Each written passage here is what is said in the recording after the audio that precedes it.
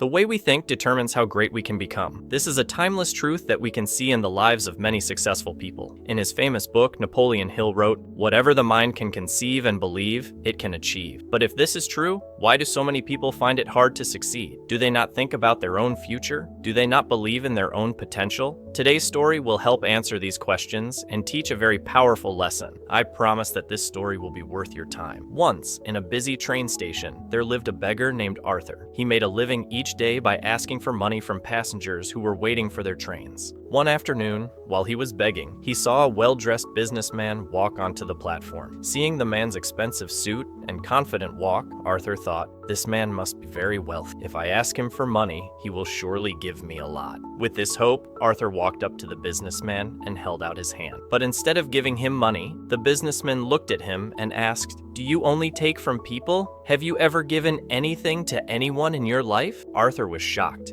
No one had ever asked him a question like that before. Confused, he answered, "Sir, I am only a beggar. I live by asking people for help. I have nothing that I can give to anyone." The businessman smiled a little and said, "If you truly believe you have nothing to give, then you have no right to ask for anything. I am a businessman, and I believe in the law of exchange. If you can offer me something of value, then I can give you something in return. But if you have nothing to offer, then I can't give you anything." After saying this, the businessman got on his train and departed. Arthur stood there on the platform, stunned. He kept hearing the businessman's words over and over in his mind. "I have been a beggar for years, but no one has ever spoken to me like this." He was not unkind, but he spoke the truth. If I offer nothing to people, why should they offer me anything? For the very first time, Arthur realized that this might be the reason why people never gave him more than a few small coins. It was because he gave them nothing in return. That night, he could not sleep. He was deep in thought. But what could I possibly give? I am just a beggar. I own nothing. Still, the businessman's words echoed in his mind. If you want to receive, you must first give. 2 days went by, and Arthur did not ask a single person for money. He was too busy thinking. On the third day, as he was sitting in the station, he saw a small patch of wildflowers growing near the train tracks. Their beautiful colors gave him an idea. What if I offer something in return instead of just taking? What if I give a flower to every person who gives me a coin? He felt a new sense of purpose. He walked over, picked a handful of the flowers,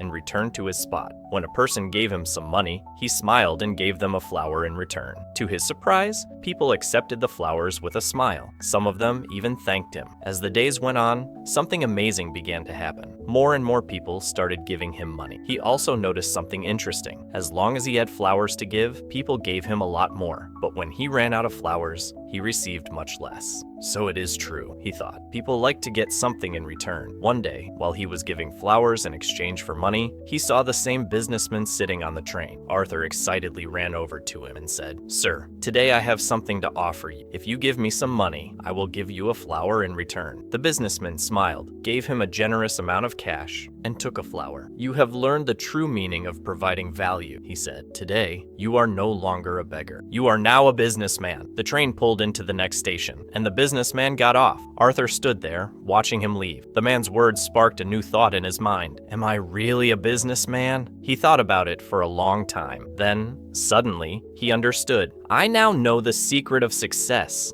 I am not a beggar. I am a merchant. People are not giving me money because they feel sorry for me. They are paying me for the flowers I provide. This is a business. Feeling excited, he made a life-changing decision. That was the last day he ever spent at the train station as a beggar. 6 months later, at that same station, 2 men in nice suits met. They shook hands, but one of them looked confused. "Do I know you from somewhere?" he asked. The other man smiled and said, "Yes, we have met 2 times before, right here at this station." The first man thought for a moment, and then his eyes grew wide with surprise. "Wait, are you the beggar? The one I bought a flower from?" The former beggar laughed. "Yes, that was me. But today, I am no longer a beggar. I own a successful flower business, and I am traveling to another city to expand it." The businessman was amazed. "That is incredible. What changed you?" The flower seller smiled and said, "You taught me one of the most important lessons in life. We receive only after we give." That day,